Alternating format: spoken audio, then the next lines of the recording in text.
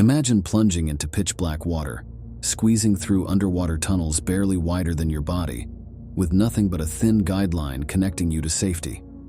Now, imagine doing this over half a mile deep inside a mountain, where no one has ever been before.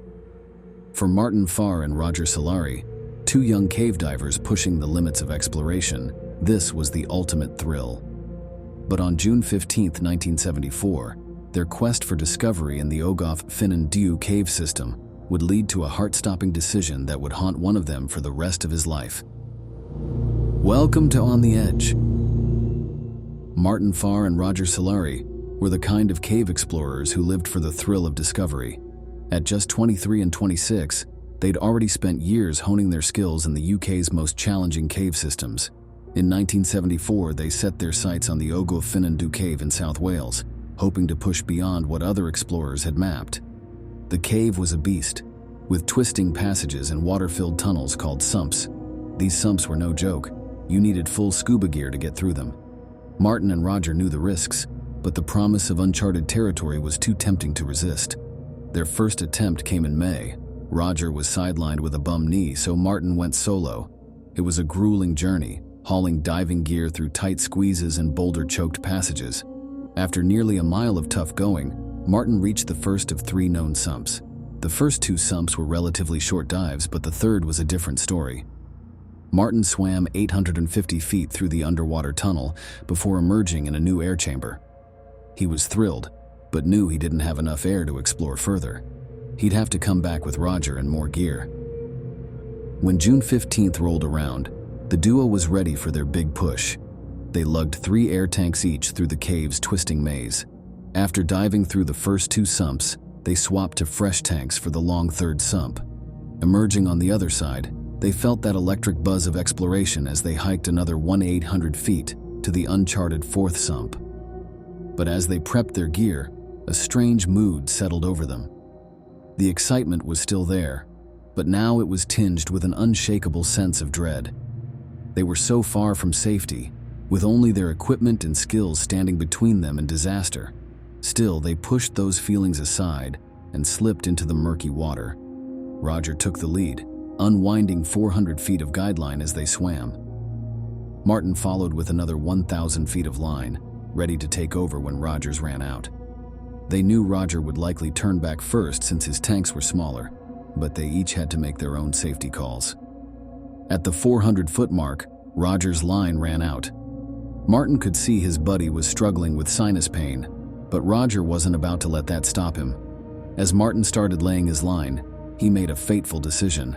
He was breaking the rule of thirds, a cardinal rule of cave diving that says you should turn back when you've used a third of your air, but the lure of discovery was too strong.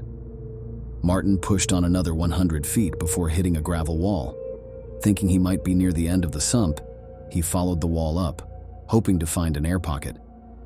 His depth gauge showed he was just 3 feet from the surface, but there was nothing but solid rock above. He knew he should turn back, but the path curved to the right. Maybe the air pocket was just around the bend. Another 30 feet, and Martin's hopes were dashed. No air pocket, just a dead end. As he turned back, he saw Roger near the top of the passage, looking panicked. Martin signaled that they needed to get out fast. Roger's face said it all. He might not have enough air to make the 500-foot swim back. Martin headed for the bottom of the passage, following their guideline out. But after just 130 feet, his tank ran dry. He switched to his reserve, doing quick mental math.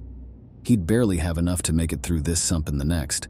When he surfaced in the air chamber between sumps, the relief was overwhelming. But Roger still hadn't emerged. Minutes ticked by, then hours. Martin knew the terrible truth. Roger didn't have enough air to make it out. After an hour of agonizing waiting, Martin tugged on the guideline. It came loose, cut clean at the 430-foot mark. Roger must have had to cut it while switching tanks, maybe getting tangled in the process. In the panic to find air, he could have easily gotten turned around in the silty water. Martin faced a horrible choice. He barely had enough air to get himself out safely.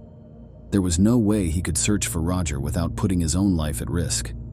With a heavy heart, he began the long journey back to the surface, knowing he'd have to tell others what had happened.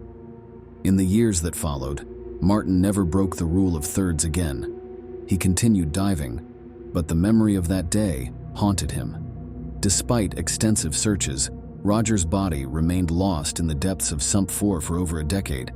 It wasn't until 1986 that two other divers, Ian Rowland and Julian Walker, pushed beyond Martin's furthest point. At 720 feet into the sump, they made a grim discovery: Roger's body, still waiting in the darkness after 12 years. The dangers of recovery were too great, so Roger was left where he lay, a somber reminder of the cave's unforgiving nature. A year later, Ian Walker made one final push through Sump 4. He swam 875 feet through the tight underwater passage, passing Roger's resting place. At last, he found the elusive air pocket everyone had been seeking. But it was just a small chamber, a dead end with no connection to other cave systems. They named it Against All Odds Chamber, a fitting tribute to the explorers who risked everything to reach it. Today, the entrance to Ogof Ffynnon Ddu is locked, open only to experienced cavers with special permission. A plaque near the entrance honors Roger Solari's memory, a reminder of the thin line between triumph and tragedy in the world of extreme exploration. The story of Martin and Roger serves as a stark warning to all who venture into the unknown. The thrill of discovery can be intoxicating, pushing us to take risks we know we shouldn't. But in the unforgiving world of cave diving, one small mistake can have fatal consequences. It's a lesson written in the dark waters of Sump 4, where Roger Solari made his final dive into history. Thanks for exploring this underground tragedy with me. For more caving stories, hit subscribe and turn on notifications. Stay safe, and I'll see you in the next descent.